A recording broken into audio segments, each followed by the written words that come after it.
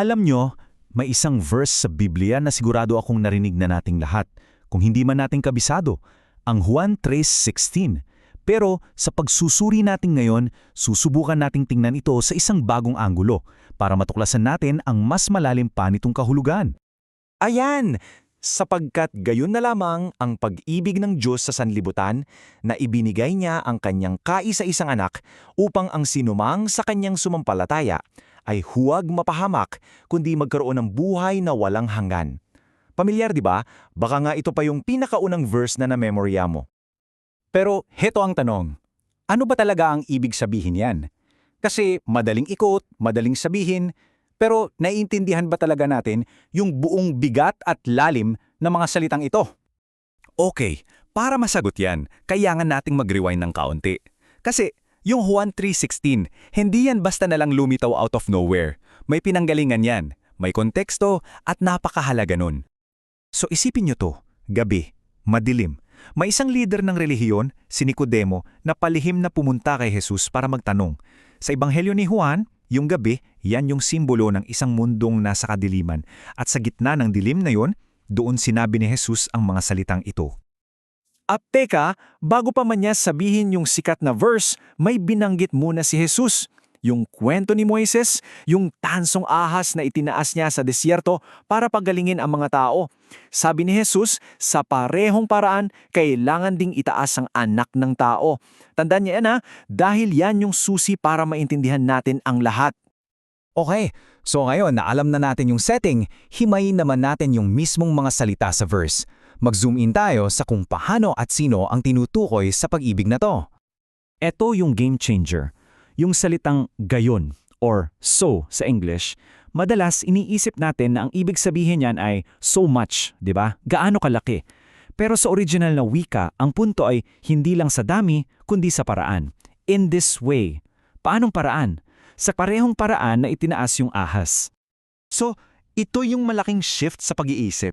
Hindi lang gaano kalaki ang pag-ibig na parang isang pakiramdam lang. Ang binibigyang diin ng verse ay kung paano ipinakita ang pag-ibig na yon. At ang ebidensya? Hindi isang pakiramdam, kundi isang napakakongkretong aksyon ang pagbibigay sa kanyang anak doon sa krus. At sino raw ang minahal? Ang sanlibutan. Ulit sa Ebanghelyo ni Juan, pag sinabing sanlibutan o the world, hindi yan isang neutral na lugar. Ito ay isang mundong, tumatalikod sa Diyos, puno ng kasalanan. At yun pa, yun mismo yung piniling mahalin ng Diyos.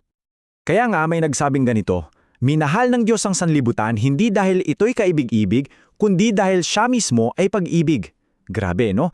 Ibig sabihin, yung pag-ibig hindi nakabase sa kung gaano tayo kagaling o kabait.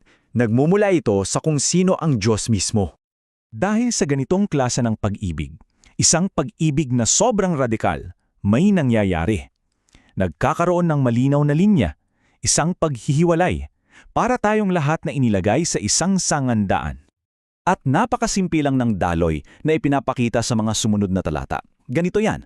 Una, dumating ang liwanag sa mundo, si Jesus. Pangalawa, syempre, nahati ang reaksyon ng mga tao.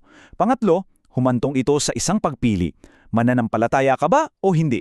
At pang-apat, may resulta ang pagpili niyan. Buhay na walang hanggan o paghatol. So, dun sa sangandaan, dalawa lang yung landas. May mga lumalapit sa liwanag, sila yung mga sumasampalataya, yung gustong mamuhay sa katotohanan, at meron din mga nananatili sa dilim. Sila yung ayaw sumampalataya, yung galit sa liwanag dahil masama ang kanilang mga gawa. So nakikita nyo, ang pagpili, hindi ito tungkol sa talino, tungkol ito sa puso. At ang ugat ng hindi pagsampalataya, ayon sa konteksto, hindi ito dahil sa kulang ang ebidensya o impormasyon. Ang tunay na problema raw ay nasa direksyon ng ating pag-ibig. Mas mahal natin ang kadiliman kasi itinatago nito yung mga ayaw nating makita sa ating sarili. So, pagkatapos ng lahat ng yan, ano ngayon? Anong kinalaman nito sa atin ngayon, sa buhay natin? Well, itong lahat ay hindi lang isang aralin sa teolohiya. Ito ay isang paanyaya, isang imbitasyon para sa bawat isa sa atin, mayon mismo. Kasi yung buhay na walang hanggan, hindi lang yan tungkol sa walang katapusang oras pagkatapos nating mamatay. Mas malalim pa dyan. Ito ay isang bagong kalidad ng pagkatao, isang bagong uri ng buhay na nagsisimula ngayon sa oras na tayo ay sumampalataya. Kaya heto yung pinakamahalagang takeaway siguro. Ang paglapit sa liwanag ay hindi tungkol sa pagiging handa o perpekto. Hindi ito paghihintay na maging sapat na mabuti. Ito ay tungkol sa pagtitiwala. Pagtitiwala doon sa pag-ibig na ipinakita na. Ito ay paghakbang patungo sa liwanag kahit ano pa ang kalagayan mo. Dahil ang tiwala mo ay wala sa sarili mo kundi nasa Kanya. Kaya ang tanong na iniiwan nito sa atin ay ito. Dahil sa pag-ibig na ipinahayag sa isang partikular na paraan, sa araw na ito, saan nakaturo ang mga hakbang mo? Patungo ka ba sa liwanag o papalayo rito?